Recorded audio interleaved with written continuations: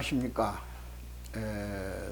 4월 10일 총선거가 며칠 남겨놓지 않았습니다. 아마 일주일 정도 남겨놓은 것으로 압니다. 오늘 방송은 총선 누구를 선택할 것인가 이런 문제를 여러분하고 같이 논해보고 싶습니다. 물론 지역의 일꾼을 뽑는 국회의원 선거입니다. 제22대 국회의원 선거죠. 그러나 그 선거가 각 지역에서는 지역 대표를 뽑는 거지만은 그분들이 정당에 소속을 두고 있기 때문에 정당 대표가 되면 국가에서 입법부의 역할을 하게 됩니다. 그런데 입법부는 헌법을 바꿀 수 있습니다. 그러니까 바꿔 말하면 다수당이 헌법을 바꿀 수 있는, 개정할 수 있는 충족 인원을 확보하면, 국회의원 수를 확보하면 헌법을 바꾸고 대통령을 탄핵할 수도 있습니다. 그리고 지금까지 우리가 흔히 여소야대란 말 속에서 국회가 법을 만들었다 하더라도 대통령이 일종의 거부권 행사를 통해서 그 법의 실효성, 당연성이 없을 때는 그 법을 무효화시킬 수 있는 의석 배분이 충분히 되어 있었습니다. 그러나 이번 선거는 만에 하나 의석 배분이 200대 100으로 된다거나 또는 그 이상으로 벌어졌을 때 일어날 수 있는 충격을 감안한다면 지역대표 한 사람을 선택하는 것이 경우에 따라서는 국가 운명을 바꿀 수도 있다는 이런 중대한 문제에 부딪히는 겁니다. 그래서 이번 선거의 의미는 누구나 투표장에 나가서 기권 없이 투표를 해야겠지만은 투표의 선택을 고민하지 않을 수 없는 이런 현실 앞에 우리가 당도해 있다, 이렇게 말씀을 드릴 수 있겠습니다. 존경하는 애청자 여러분, 이제 벚꽃도 만발했습니다. 개나리도 만발했습니다. 중국에서 날아오는 황사 때문에 시야가 흐리긴 합니다만, 그런대로 춘3월, 이제 양력으로 4월이 시작되는 겁니다. 이런 날씨에 나라의 운명을 비춰본다면 나라 운명이 문자 그대로 풍전등화와 같습니다. 큰 바람 앞에 흔들리는 촛불의 운명이다, 그 말이죠. 지금 세계 전쟁을 유발한 우크라이나, 이스라엘, 하마스 전쟁, 끝이 안 보입니다. 지금 북한은 굉장히 고무되어 있습니다. 어제도 동해상에서 탄도미사일을 발사했습니다. 아마 극초음속일 것 같습니다. 아마 극초음속 탄도미사일은 우리가 요격 시스템이라고 갖추고 있는 여러 형태의 요격으로도 잡기가 불가능할 겁니다. 정말 술 취한 사람에게 운전대를 맡기지 말라고 했듯이 대단히 정신적으로 불안한 북한의 김정은 정권은 남쪽의 모든 중요 시설을 타켓으로 놓고 거리를 재가면서 한반도를 점령하겠다고, 평정하겠다고 큰 소리를 치고 있습니다.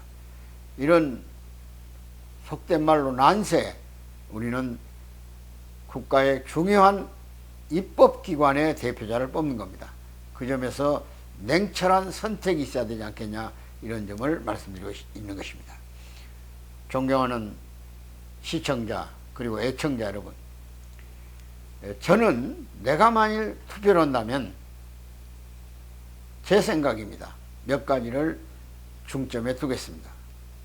첫째는 그 지역의 대표로 자처하는 국회의원은 우선 인간 됨됨이가 우리가 흔히 말하는 도덕적, 윤리적 기준이죠.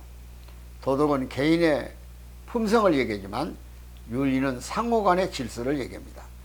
그래서 흔히 우리는 도덕, 윤리 그러는 겁니다. 사람다워야 된다, 그 말이죠. 제가 아침에 유튜브를 하나 보니까 1.4.5태 때 평양 여고를 나온 두 분의 여학생이 서울로 피난을 와서, 한 사람은, 한 여고생은 결혼도 잘하고 또 변호사도 되고 굉장히 화려한 경력을 가지고 삶을 영위했더라고요. 근데 마치 아들이 하나 있어가지고 재정도 넉넉하고 보니까 미국에 유학을 시켰어요.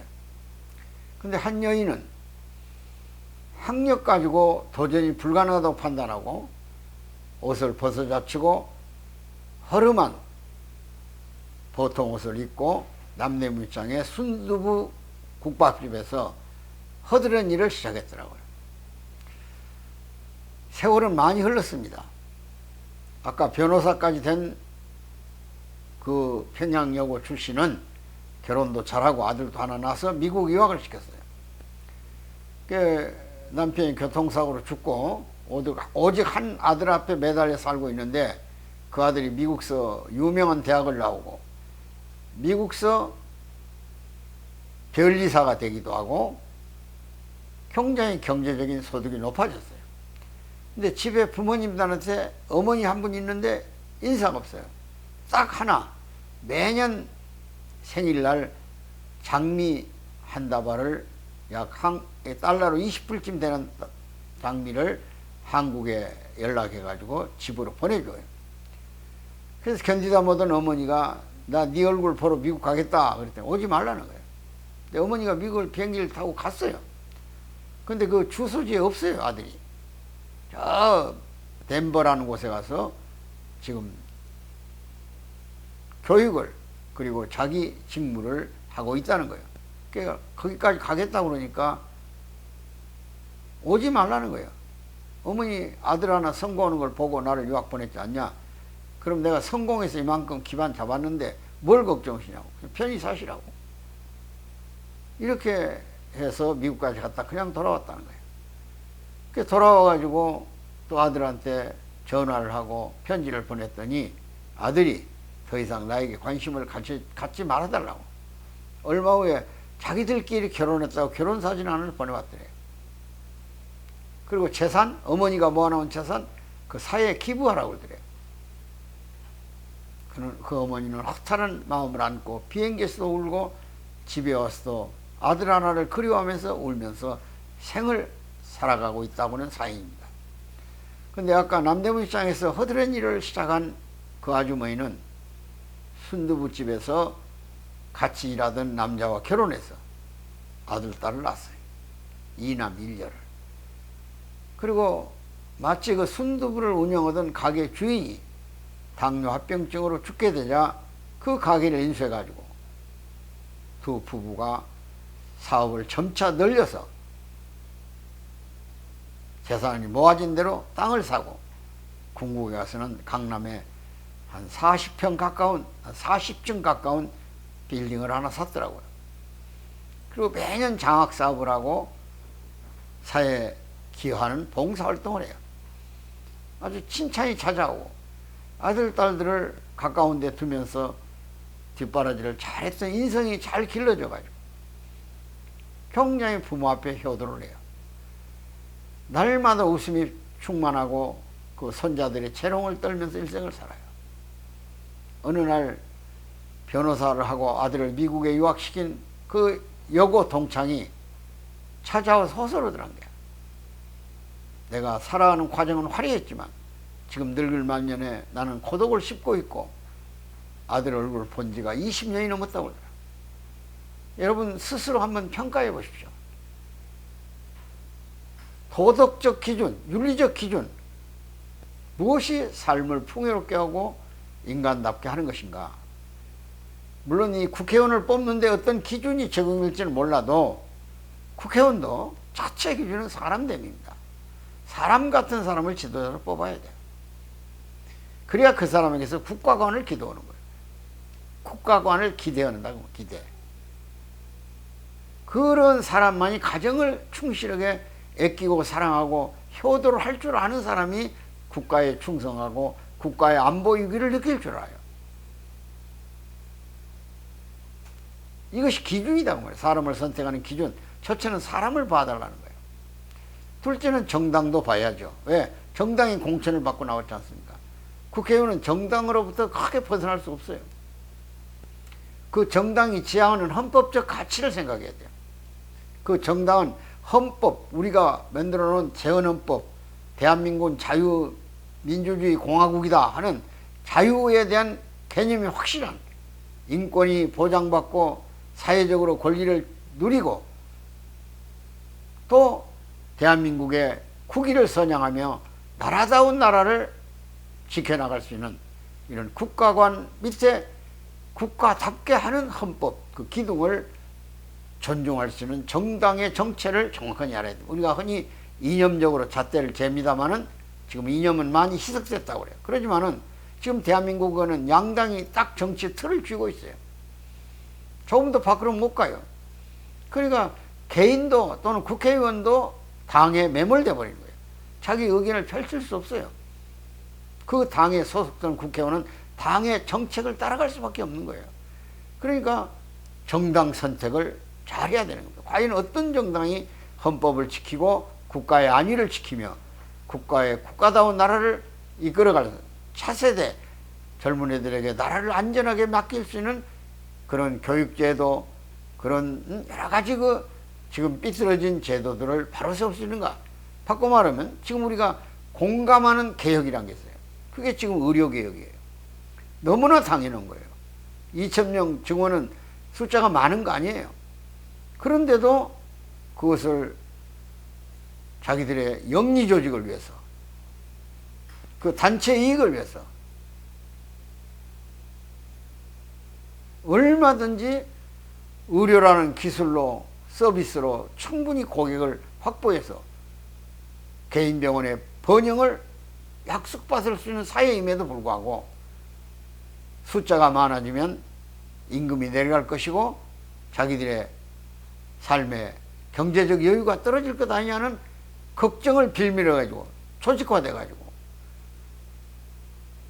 의사는 환자 곁을 떠나버렸고 교수들은 학생 곁을 떠나버렸어요.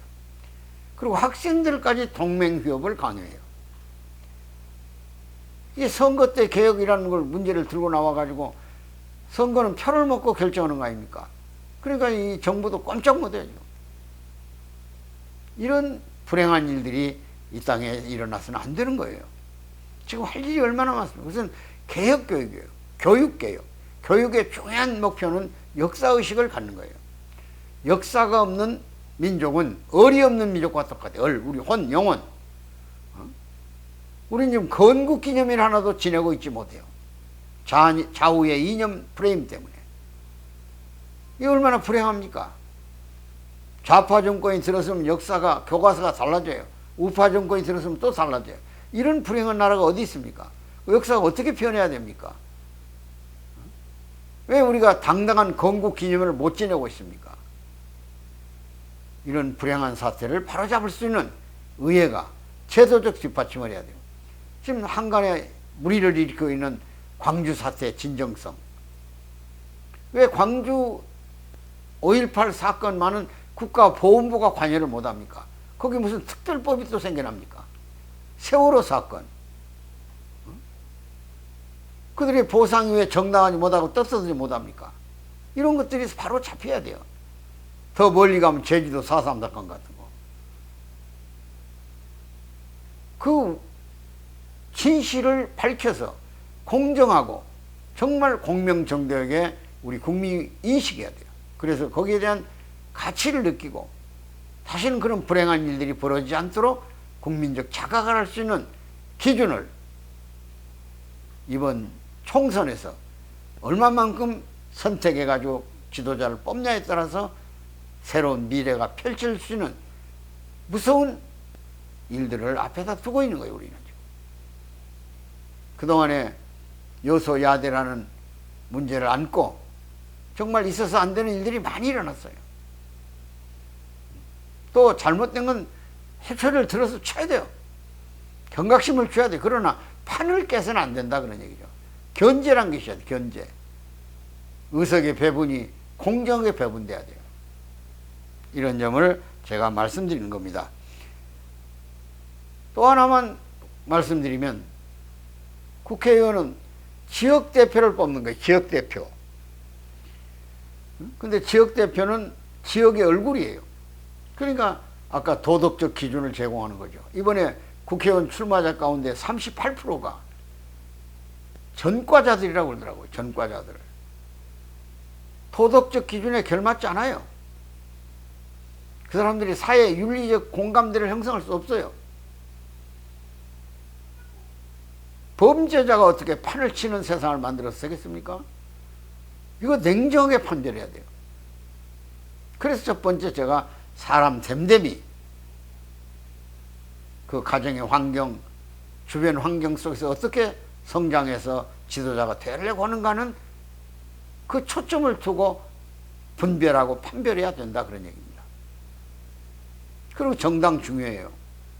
정당의 가장 대표성을 가진 지도자들은 어느 정도 균형을 유지해야 됩니다. 어느 한쪽으로 몰리면 안 돼요. 그건 위험해요. 경우에 따라서는 국가를 전복할 수도 있어요. 국가가 지향하는 헌법적 가치를 훼손시킬 수도 있다, 그런 얘기예요.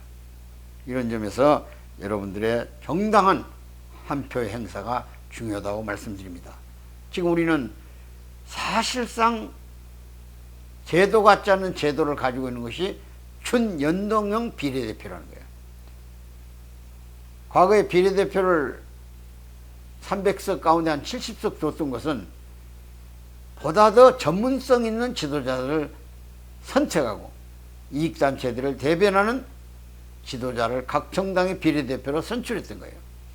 근데 지금은 비슷한 정당을 만들어서 정당한 정당 앞에 투표를 하라고 그래요.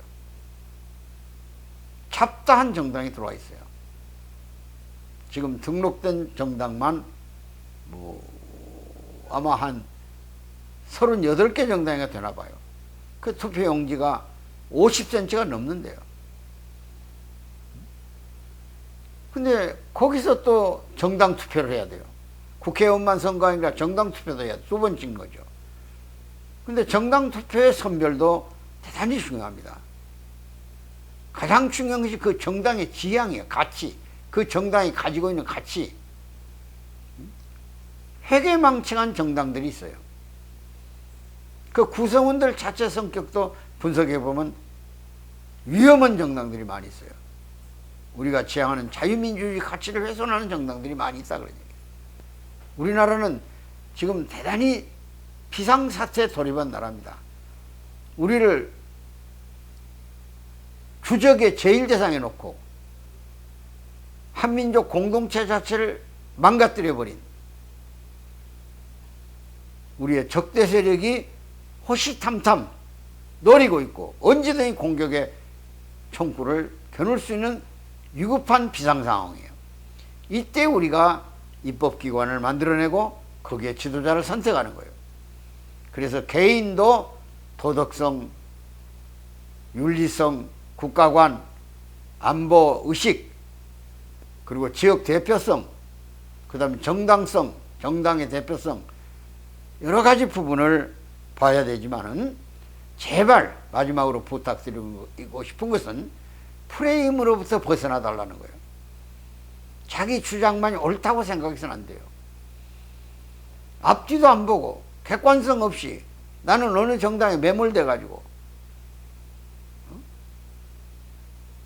이렇게 만일 행위를 한다면 나라의 장래는 어떻게 될 거냐. 누가 이 나라를 보장할 거냐. 그런 얘기. 미래의 우리 후손들이 어떻게 나라를 짊어지고 세계 앞에 당당히 대한민국을 외칠 수 있겠느냐. 이런 점에서 걱정이 되는 겁니다. 부디 이번 선거는 단순하게 지역대표를 뽑는 거 아니에요. 우리가 지금 모처럼 단군 이래 처음으로 선진국에 들어왔어요. 이대로 잘 나가면 태평양 문명의 중심에 대한민국이 서요. 그리고 경우에 따라서는 G2, 미국과 어깨를 나란히 하는 국가군에도 들어갈 수 있어요. 그것은 이미 많은 연구기관이 연구해 놓은 거예요. 대한민국의 가능성에 대해서. 근데 이것을 우리 주권을 가진 국민들이 선택을 잘못함으로 인해서 방향을 잘못 잡아버린다든지 포퓰리즘을 통해서 재정을 파탄내 버린다든지, 또 이념적 혼란을 통해서 국민적 결속을 저해해 버린다든지, 국가의 안위를 이토록 해버리는 그런 상황을 연출해 내버리면 대한민국의 미래는 까마득하게 추락해 버리는 거예요. 그것이 늘 우리가 일반적으로 썼던 남미의 아르헨티나, 60년대 세계 10대 강국이잖아요. 자원국 국가잖아요. 또 미국 바로 밑에 있는 베네수엘라, 석유 매장약 사우디를 능가하는 나라지 않습니까? 지금 다 거지 나라들 돼 있어요. 화폐가 인플레 돼가지고 돈 다발을 등에다 짊어지고 가도 계란 한 줄 못 사와요. 그래서 베네수엘라는 국가 화폐가 없어요. 그냥 코인으로 대체하는 거예요. 금덩어리 하나라도 갖고 와야 물건을 살 수 있어요. 이렇게 불행한 나라로 추락하는 경우가 얼마나 있다는 것을. 저 유럽에도 있어요. 그리스라든지 이태리 같은 나라, 스페인 같은 영광의 나라들이잖아요. 다 추락해 버렸어요. 부디 이번 총선에 자기 프레임으로부터 벗어나가지고 객관적 판단을 해가지고 국가의 미래를 걱정하면서 지역대표, 국회의원을 뽑는 겁니다. 부디 여러분의 현명한 선택이 있기를 바라서 오늘 제 선거 마지막 방송은 여러분에게 이렇게 주제를 선택했습니다. 총선, 누구를 선택할 것인가? 제발 투표장에 나가시고 거기서 냉정한 자기 판단을 통해서 정당의 또는 어떤 집단의 프레임으로 벗어나가지고 여러분들의 의지를 분명히 표현하셔서 나라의 미래가 우리들 손에 의해서 정말로 행복한 나라, 좋은 나라, 복된 나라가 되도록 길을 열어가는데 동참해 주시기를 당부드리면서 오늘 제 방송을 마무리 짓습니다. 대단히 감사합니다.